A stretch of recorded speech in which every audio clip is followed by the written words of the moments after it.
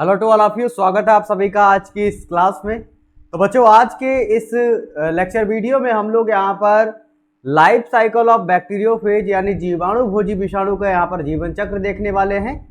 पिछले लेक्चर में हम लोगों ने बैक्टीरियोफेज के स्ट्रक्चर की बात किए थे। अब हम लोग यहाँ पर बैक्टीरियोफेज के लाइफ साइकिल को डिस्कस करने वाले हैं, तो फटाफट देख लेते हैं।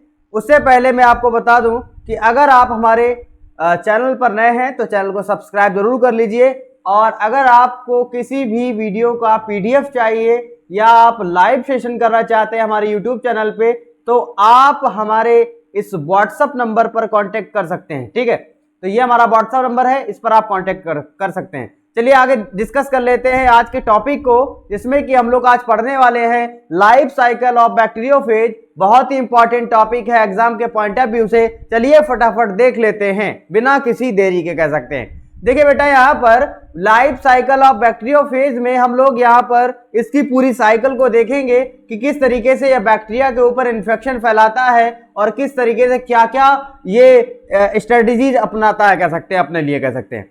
तो यहाँ पर देखिए, मैंने एक पॉइंट लिखा हुआ है कि द मल्टीप्लिकेशन यानी अपने आप को किस तरीके से रिप्रोड्यूस करेगा या मल्टीप्लाई करेगा या रेप्लिकेशन करेगा, कह सकते हैं। यानी सीधी सी बात है कि लाइफ साइकिल बैक्टीरियोफेज का मतलब यही है कि अपने अंदर किस तरीके से रिप्रोडक्शन करेगा। कहने का अर्थ ये है, तो कहने का अर्थ ये है कि यहाँ पर मैंने लिख रखा है कि द मल्टीप्लिकेशन रेप्लिकेशन या life cycle of each bacteriophage particle is completed to method.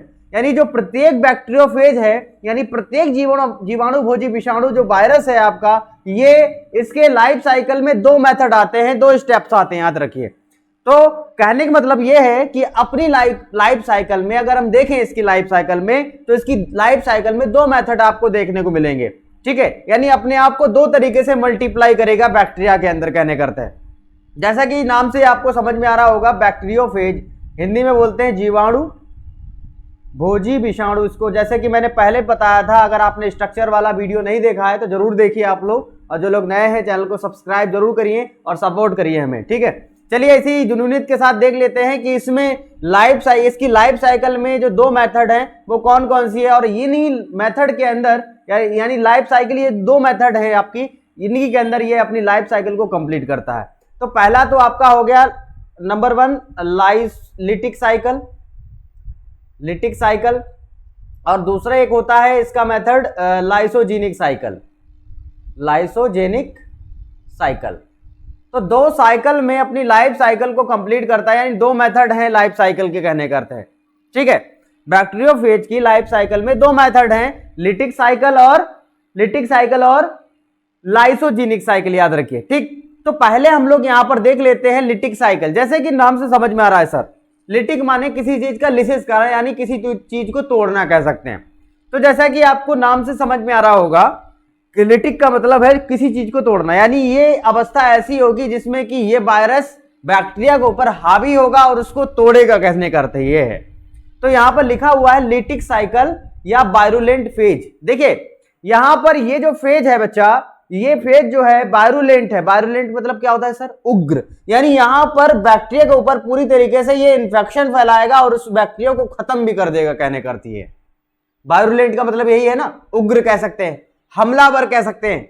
तो यहां पर जो बैक्टीरियोफेज है इस साइकिल के अंदर क्या करेगा, बैक्टीरिया के अंदर अपनी प्रोजेनी बनाएगा, अपने रेप्लिकेशन के द्वारा उनके अपने कंपोनेंट्स बनाएगा, उसी के साथ साथ बैक्टीरिया को किल भी कर देगा, कहने करती है।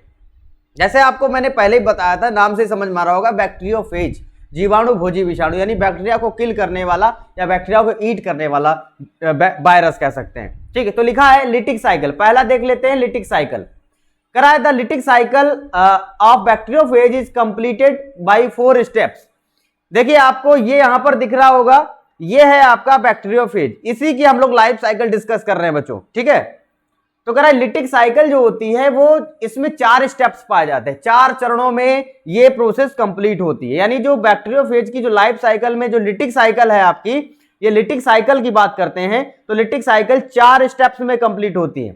अब ये 4 स्टेप्स कौन कौन से बच्चों, यहां पर देख लेते हैं कि एक एक करके स्टेप्स को हम लोग देखते चलेंगे। ठीक है, चलिए देख लेते हैं चारों स्टेप्स क्या कह रहे हैं, इन स्टेप्स में क्या क्या आपको पढ़ना है। ठीक, चलिए स्टार्ट कर लेते हैं। तो पहला जो स्टेप है बच्चा, वो है, पहला स्टेप है आपका इन्फेक्शन। ठीक, पहला स्टेप है इन्फेक्शन, यानी संक्रमण फैलाएगा बैक्टीरिया के ऊपर। दैट मीन बैक्टीरिया के ऊपर आएगा और इन्फेक्शन फैलाना शुरू करेगा, कहने करता है। ठीक, दूसरा है सिंथेसिस ऑफ बैक्टीरियोफेज कंपोनेंट, और इन्फेक्शन करने के बाद बैक्टीरिया के अंदर ये जो बैक्टीरियोफेज है ये अपनी सिंथेसिस करेगा, अपने कंपोनेंट्स बनाएगा, कहने करता है। ठीक है, दूसरा बात, अब जो कंपोनेंट्स बना लिए हैं, इस तीसरी स्टेप में क्या करेगा, assembly of new phase particles, यानी जो अपने नए कंपोनेंट्स बनाएगा बैक्टीरिया के अंदर, उनको असेंबल्ड करेगा, अपने उनको जोड़ेगा, कह सकते हैं। जैसा कि मैंने बताया था कि इसमें एक हेड रीजन होता है और एक टेल रीजन होता है।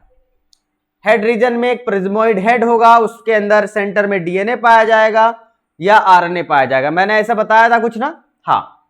तो कहने करती है कि और जो टेल रीजन होता है उसमें आपका टेल वाला हिस्सा पाया जाएगा, उसमें बेसल प्लेट होगा और कुछ टेल फाइबर्स भी होंगे, मैंने ये ऐसा भी बताया था। ठीक है, तो कहने करता है कि उन्हीं पहले तो ये इन्फेक्शन फैलाएगा, उसके बाद अपनी सिंथेसिस करेगा, अपने पार्टिकल्स बनाएगा, अपनी बॉडी के हिस्से बनाएगा, कहने करती है, और उन बॉडी के हिस्सों को जोड़ेगा, किसमें, थर्ड स्टेप में, यानी assembly of new phase particle, यानी न्यू फेज पार्टिकल बनाने के लिए असेंबल्ड करेगा, और फाइनली रिलीज ऑफ फेजेस या लिसिस, उसको लास्ट जो स्टेप आता है लिसिस करेगा। यानी कहने का मतलब है जब पूरी तरीके से बैक्टीरियोफेज बैक्टीरिया के अंदर बन जाएगा, उसके बाद ये अपने आप को बाहर निकाल लेगा, रिलीज कर लेगा, कहने करती है बैक्टीरिया को फोड़ देगा, और बैक्टीरिया का लिसिस करके बाहर जितने भी फेजेस बनेंगे, फेजेस का मतलब है बैक्टीरियोफेजेस जितने बनेंगे उनको वो बाहर निकाल लेगा, कहने करता है। ठीक, इतनी बात क्लियर हुई। तो यानी 4 स्टेप ऐसे हैं जो कि लिटिक साइकिल के हैं। ठीक, तो 4 स्टेप में कंप्लीट होता है लिटिक साइकिल आपका, infection, synthesis of bacteriophage, assembly of new phase particle, release of phases या लिसिस उसको आप कहेंगे। ठीक, तो यहां पर चलिए देख लेते हैं लिटिक साइकिल। लिटिक साइकिल क्या होता है सर? लिटिक साइकिल में क्या होगा, कोई भी जो बैक्टीरियोफेज है, ठीक, इसमें इन्फेक्शन होगा। पहले इन्फेक्शन सर कैसे होगा? इन्फेक्शन करने के लिए सीधी सी बात है कि इन्फेक्शन करने के लिए क्या करना चाहिए, ये बैक्टीरिया के ऊपर जाएगा और बैक्टीरिया के ऊपर लैंड करेगा, और लैंड करने के बाद पेनिट्रेट करेगा और अपने डीएनए को इंजेक्ट करेगा बैक्टीरिया की बॉडी में। तो इस तरीके से इन्फेक्शन कर पाएगा ना ये। चलिए देख लेते हैं यहां पर क्या कह रहा है सर। हाँ, चलिए देख लेते हैं। कह रहा है इन्फेक्शन, लिखा हुआ हेडिंग, इन्फेक्शन की बात करते हैं। पहला स्टेप है इन्फेक्शन। कह रहा there are 2 main events in infection, यानी यहां पर इन्फेक्शन के 2 मेन इवेंट्स होते हैं। पहला तो आपका होता है absorption of phage on the host surface. Phase का मतलब बेटा यहां पर देखिए, फेज का मतलब है बैक्टीरियोफेज, बैक्टीरियोफेज याद रखिए, फेज का मतलब बैक्टीरियोफेज। ठीक, वायरस की बात कर रहा है। तो पहला जो इवेंट है absorption of the phase on the host surface, यानी बैक्टीरिया के ऊपर जाएगा और सबसे पहले ये लैंड करेगा, यानी एब्जॉर्प्शन करेगा। ये है मान लीजिए बैक्टीरिया और ये है फेज, जैसे जाएगा इस तरीके से बैठ जाएगा जाके और एब्जॉर्प्शन करना शुरू कर देगा। उसके बाद एब्जॉर्प्शन करने के बाद entering the DNA of the phage into the host, और उसके बाद फेज जो होता है, भाई सीधी सी बात है बैक्टीरियोफेज के अंदर भी डीएनए है ना, वायरस है, डीएनए है इसमें। तो ये क्या करेगा, अपने डीएनए को इंजेक्ट करेगा होस्ट की बॉडी में, यानी बैक्टीरिया की बॉडी में। Entering the DNA of the phage into the host, फिर लिखा है there is a definite reason for the absorption on the host. और यहां पर क्या होते हैं, बैक्टीरिया के ऊपर कुछ रिसेप्टर्स होते हैं, उन्हीं रिसेप्टर्स के ऊपर ही ये लैंड कर पाएगा। यानी अपनी टेल फाइबर्स को जोड़ने के लिए बैक्टीरिया के ऊपर कुछ ऐसे रिसेप्टर्स होते हैं कि उन्हीं रिसेप्टर्स के ऊपर ही ये लैंड कर पाएगा, अपनी टेल फाइबर्स को रख पाएगा, कहने करती है। तो लिखा यही बात लिखी है कि definite reason for, there is a definite reason for their absorption on the host which is called receptor site. तो यानी रिसेप्टर साइट्स पर ही ये लैंड करेगा बैक्टीरिया की। जैसे कि आप देख सकते हैं ये बैक्टीरियोफेज है और ये बैक्टीरिया है, और ये बैक्टीरिया के ऊपर देखिए ये कुछ स्ट्रक्चर्स दिख रहे हैं ना, ये कुछ फेज के रिसेप्टर्स होते हैं, जो कि इन्हीं रिसेप्टर्स के ऊपर ये बैक्टीरियोफेज जो होता है आकर उतरता है, कहने करते हैं। अदरवाइज हर एक हिस्से में बैक्टीरियोफेज आकर नहीं लैंड करेगा, याद रखिए। तो लिखा है कि there is a definite reason for their absorption on the host which is called receptor site, और इनको आप रिसेप्टर साइट कहेंगे जहां पर ये बैक्टीरिया के ऊपर लैंड करेगा, जिस साइट के ऊपर कह सकते हैं उसको रिसेप्टर साइट कहते हैं। फिर लिखा their absorption of phage on the surface, their absorption of phage on the surface of bacterial cell is done by tails fiber, और ये जो आपका जो एब्जॉर्प्शन है ये टेल फाइबर्स के थ्रू ये पूरा कंप्लीट करता है। यानी जो टेल्स होती है ना भाई, हमने मकड़ी की तरह जो टेल पाई जाती है ना, उसी के थ्रू जो है ये लैंड करता है और एब्जॉर्प्शन करता है। फिर लिखा है आफ्टर एब्जॉर्प्शन ए स्पेशल टाइप एंजाइम, एब्जॉर्प्शन करने के बाद ये एक स्पेशल टाइम को एंजाइम को सिक्रीट करता है जिसका नाम है लाइसोजाइम। क्या कौन सा एंजाइम है बेटा? लाइसोजाइम। याद रखिए यहां पर एंजाइम मैंने लिखा है तो लाइसोजाइम जरूर लिख लें आप लोग। लाइसोजाइम एंजाइम होता है, वो सिक्रीट करता है, फेज जो होता है वो सिक्रीट करता है किसकी बॉडी को के ऊपर? होस्ट की बॉडी के ऊपर, यानी बैक्टीरिया की बॉडी के ऊपर। तो कह रहा है which lysis of the host membrane causing a pore to form the bacterial cell membrane, और एक एंजाइम को सिक्रीट करने के बाद ये बैक्टीरिया के अंदर एक छेद करेगा, पेनिट्रेशन, छेद करेगा, और उस पोर के द्वारा ये अपने डीएनए को यानी अपने न्यूक्लियोक एसिड को बैक्टीरिया की बॉडी के अंदर इंजेक्ट करा देगा इजीली तरीके से। जैसे आप देख सकते हैं डायग्राम में सबको दिख रहा है ना, तो यानी पहले बैक्टीरिया आएगा, बैठेगा आके, सॉरी बैक्टीरिया के ऊपर बैठेगा आके बैक्टीरियोफेज, ठीक। और बैक्टीरियोफेज जब बैठ जाएगा उसके बाद ये जो टेल फाइबर्स दिख रहे हैं आपको, ये टेल फाइबर्स ये लैंड करने के लिए सीधी सी बात है, ये बैक्टीरिया के ऊपर कुछ रिसेप्टर्स हैं। देखिए ये रिसेप्टर्स दिख रहे होंगे आपको, दिख रहे हैं ना, ये रिसेप्टर्स हैं। तो इन रिसेप्टर्स के ऊपर ये आकर बैठेगा और एक एंजाइम को सिक्रीट करेगा जिसका नाम है लाइसोजाइम। क्या नाम है बेटा? लाइसोजाइम नामक एंजाइम है। और लाइसोजाइम एंजाइम सिक्रीट करने के बाद ये यहां पर पेनिट्रेशन करेगा, छेद करेगा, और अपने डीएनए को बॉडी के अंदर, बैक्टीरिया की बॉडी के अंदर यहां पर देखिए इस तरीके से ट्रांसफर कर लेगा। तो कुल मिलाकर बात यह है, ये पॉइंट यही कह रहा है कि due to which the nucleic acid of bacteriophage enters the bacterial cell, यानी जो अपना जो न्यूक्लिक एसिड है, वायरस क्या करेगा, यानी फेज क्या करेगा, फेज अपने न्यूक्लिक एसिड को बैक्टीरिया की सेल में इंटर करा देगा। तो इस तरीके से इन्फेक्शन होता है बैक्टीरिया के अंदर, ठीक है। यानी ये जो फेज है ये बैक्टीरिया के अंदर इस तरीके से इन्फेक्शन फैलाता है, ठीक। क्लियर है सबको? हाँ, अब आगे देखिए, आगे देखते हैं सेकेंड स्टेप क्या होता है। सेकेंड स्टेप में भाई, पहले स्टेप में इन्होंने क्या किया, बैक्टीरियोफेज आया, ये बैक्टीरिया है और ये बैक्टीरियोफेज है, आया, पहले लैंड किया, उसने एक एंजाइम सिक्रीट किया, उसके अंदर छेद किया बैक्टीरिया के अंदर, और उसके बाद इसने अपने डीएनए को बैक्टीरिया की बॉडी के अंदर उतार दिया, ठीक। अब क्या होगा सर? अब देखिए आगे, सिंथेसिस ऑफ फेज कंपोनेंट। अब क्या करेगा, ये जो डीएनए है, ये जो डीएनए है वायरस का डीएनए, जो वायरस से आया है किसके अंदर, ये वायरस का डीएनए है, ये बैक्टीरिया का डीएनए है। याद रखिए ये बैक्टीरिया का डीएनए है, ये वाला बैक्टीरिया का डीएनए है, ये वायरस का डीएनए है। ये दोनों अब एक ही में मिल जाएंगे और इसी को बोलते हैं रिकॉम्बिनेशन। यानी बैक्टीरिया के डीएनए से वायरस का डीएनए आकर जुड़ जाएगा, इसी को बोलते हैं रिकॉम्बिनेशन। क्या बोलेंगे? रिकॉम्बिनेशन, पुनर्संयोजन, इसी को बोलते हैं पुनर्संयोजन। और पुनर्संयोजन होने के बाद एक रिकॉम्बिनेंट डीएनए का फॉर्मेशन हो जाएगा। रिकॉम्बिनेंट मतलब पुनर्संयोजी डीएनए का निर्माण हो जाएगा, ठीक है। पुनर्संयोजी यानी दोबारा से जुड़ा हुआ डीएनए कह सकते हैं। अब यहां पर क्या होगा, अब सीधी सी बात है कि यहां पर जो ये एक बैक्टीरिया का डीएनए था भाई, ये पूरा बैक्टीरिया है, ये पूरा बैक्टीरिया है, और बैक्टीरिया के अंदर ये डीएनए, इसमें आकर जुड़ गया किसका डीएनए? वायरस का डीएनए। इसमें आकर कौन सा डीएनए जुड़ गया? वायरस का डीएनए आकर जुड़ गया। अब वायरस का डीएनए जुड़ा है तो वायरस अपनी तरीके से काम कराएगा ना बैक्टीरिया से। आप जानते हैं कि डीएनए के अंदर जेनेटिक इंफॉर्मेशन होता है, जानते हैं सब लोग। अब सीधी सी बात, जेनेटिक इंफॉर्मेशन है तो वायरस वाला जो डीएनए है बैक्टीरिया से काम कराएगा, बैक्टीरिया के सारे कंपोनेंट से काम कराएगा कि तुम लोग मेरे लिए प्रोटीन बनाओ। क्या कराएगा भाई? प्रोटीन बनवाएगा ना वो। सब कुछ बनवाएगा, कंपोनेंट्स बनवाएगा, सब कुछ बनवाएगा।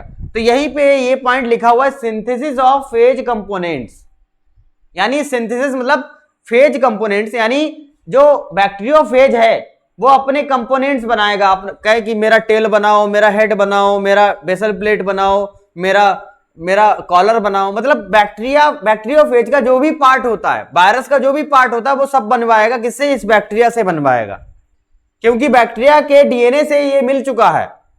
बैक्टीरिया के डीएनए से मिल चुका है कौन? बैक्टीरियोफेज का डीएनए।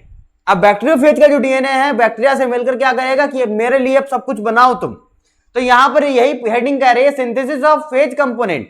अब इस प्रोसेस में क्या होगा कि the DNA of the phage changes is metabolic activity of the host and nucleic acid of the phages had two main function. यानी जो बैक्टीरियोफेज का जो डीएनए है, वायरस का जो डीएनए गया है बैक्टीरिया के अंदर, वो क्या करेगा? बैक्टीरिया की सारी क्रियाविधियां जो होती हैं, मेटाबॉलिक एक्टिविटीज जो होती हैं, उनको चेंज कर देगा। उनको सर चेंज कर देगा तो क्या होगा सर कि बैक्टीरिया जो है अपनी मनमर्जी के मुताबिक कोई भी काम नहीं कर सकता है। बैक्टीरिया यानी बैक्टीरियोफेज ही सारा सब कुछ देख रहा है, डील कर रहा है। क्यों? क्योंकि बैक्टीरियोफेज का डीएनए बैक्टीरिया के अंदर आ चुका है और उसने रिकॉम्बिनेंट डीएनए बना लिया है बैक्टीरिया के डीएनए से मिलकर, राइट। तो यहां पर यही पॉइंट लिखा हुआ है, the DNA of the phage changes the metabolic activity of the host and the nucleic acid of the phages has two main function. अब यहां पर देखिए, हमने कहा ये तो हो गया मान लीजिए बैक्टीरिया का डीएनए, ये हो गया बैक्टीरिया का डीएनए, और ये पीला वाला हमने मान लिया कि ये हो गया वायरस का डीएनए, यानी वायरस का मतलब बैक्टीरियोफेज का डीएनए। ठीक, अब दोनों डीएनए मिल गए, दोनों डीएनए मिल गए और इसी को हमने बोल दिया रिकॉम्बिनेंट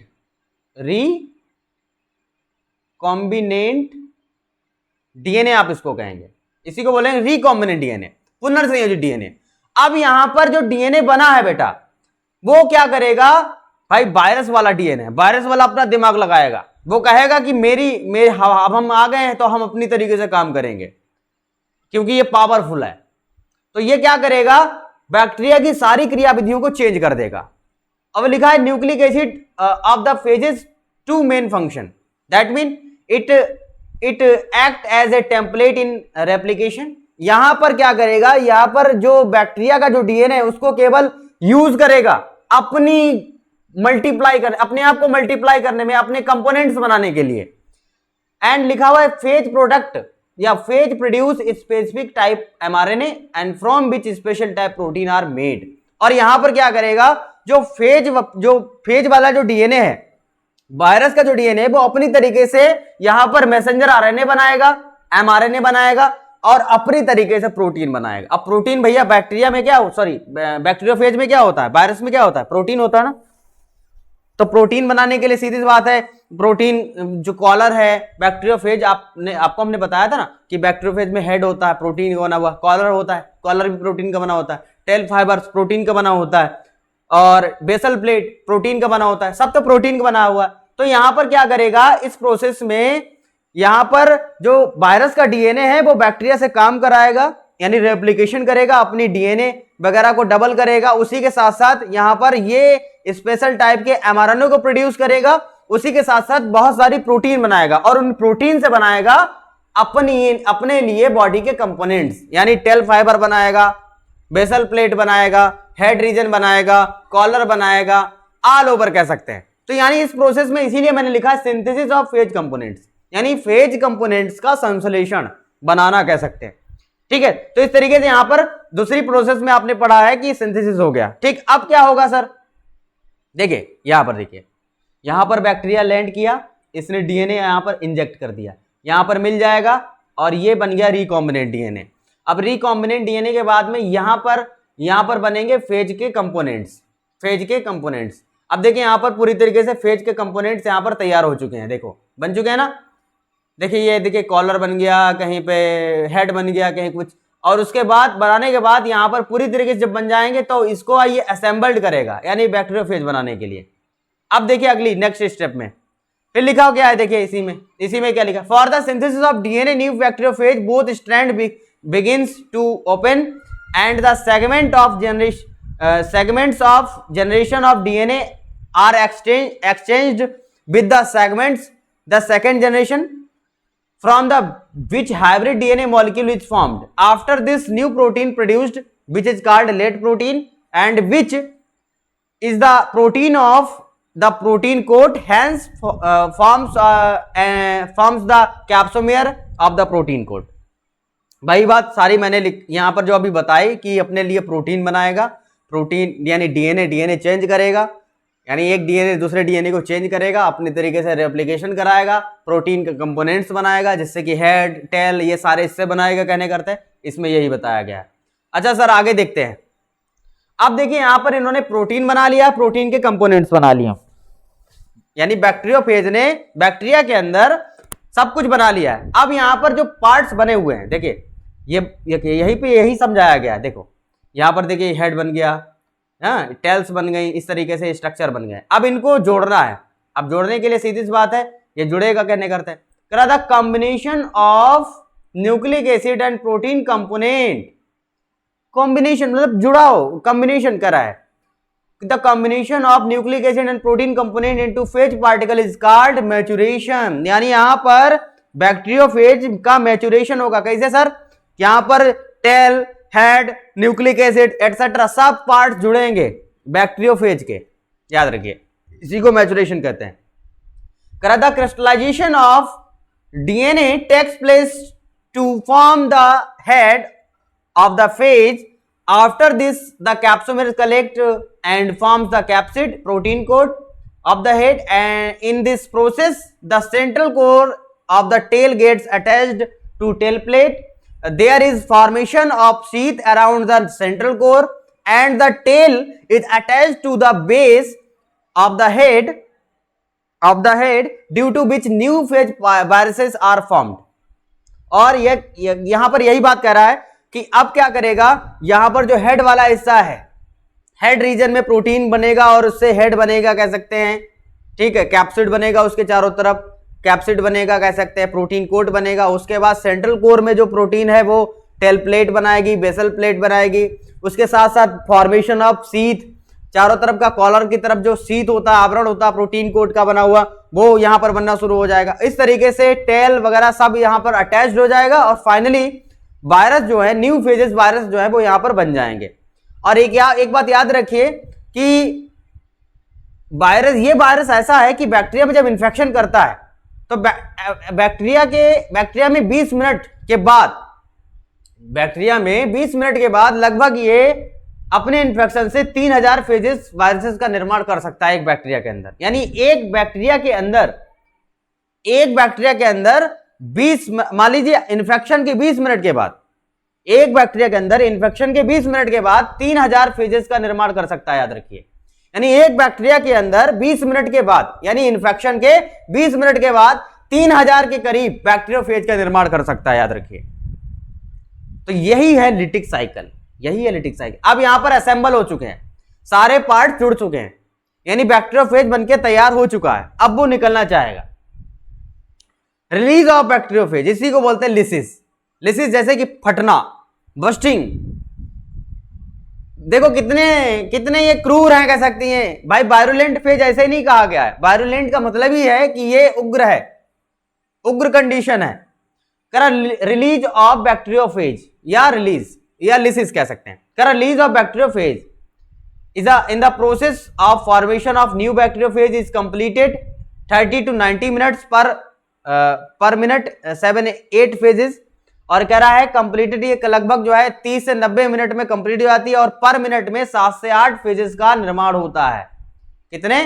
यानी प्रति मिनट में लगभग 7 से 8 बैक्टीरियोफेज बनते हैं बैक्टीरिया के अंदर, याद रखिए।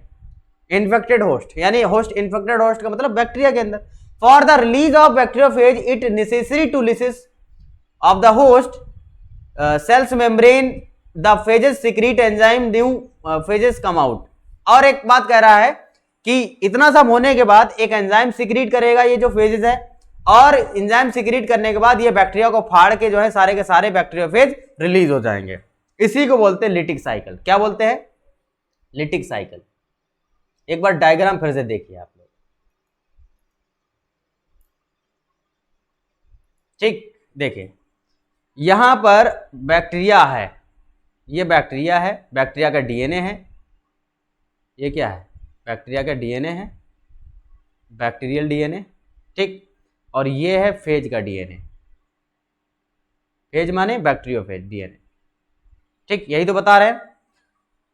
ये आकर बैठा, पहले इन्फेक्शन किया, पेनिट्रेशन किया, एंजाइम सिक्रेट किया और अपने डीएनए को इंजेक्ट किया। डीएनए इंजेक्ट करने के बाद इसने अपने डीएनए को इस डीएनए से मैच करके, मतलब जोड़ कर कह सकते हैं, अनकॉइलिंग हुई, अनकॉइलिंग होके इसने अपने डीएनए को बैक्टीरिया के डीएनए से जोड़ लिया। अब यहां पर ये बन गया रिकॉम्बिनेंट डीएनए, रिकॉम्बिनेंट